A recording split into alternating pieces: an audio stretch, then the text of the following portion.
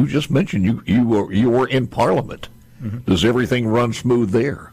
No, it doesn't. But in order for things to change in politics, you need to push them. And maybe the reason why things haven't changed in a conservative direction in Mississippi, maybe one of the reasons why there's been no real significant strategic reform to improve our state and stop it being 50th out of 50th, is because we haven't been pushing enough. Maybe we need to start pushing. You talked about hurting feelings. Facts don't care about Republican Party feelings.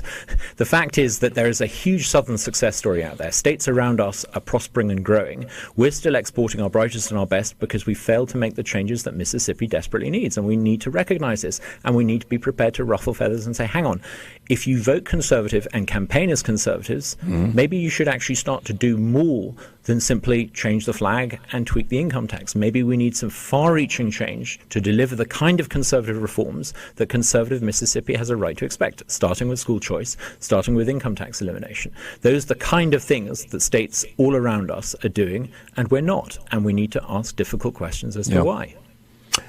I don't disagree with you, and I wish we could do those, but I do understand and have reasonable, I'm reasonable to the point of understanding if somebody tells me maybe fiscally we can't do this all at once, we have to do it incrementally, little by little. Of course. It sounds great, just do it all at one time, but you also have that other part of it.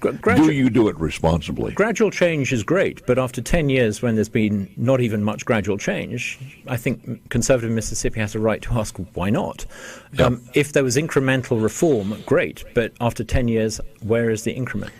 I will say this, it is good to have groups like what you guys have there, public policy, pushing that, one way or the other. It is good to have a voice like that. I'll give you the final thoughts when we come back in a minute or two on the other side of this. But one more thing on the CO end. Is that going to be a push as far as the 2025 legislative session? Absolutely. We need to push and, if necessary, embarrass politicians who are holding up common sense, free market reform that would improve education. There's been a lot of debate about Medicaid expansion, and there are good people on both sides of that debate. But there's one thing that every conservative in Mississippi ought to be able to agree on, and that is remove these intentionally restrictive certificate of need laws. Do that, and more people will be able to get affordable health care than they do today. Got it. Top three issues that the President and CEO of Mississippi Center for Public Policy, Douglas Carswell, will have on his sheet for the 2025. I think it's probably one of them. But we'll do that when we return. Final segment in just a moment.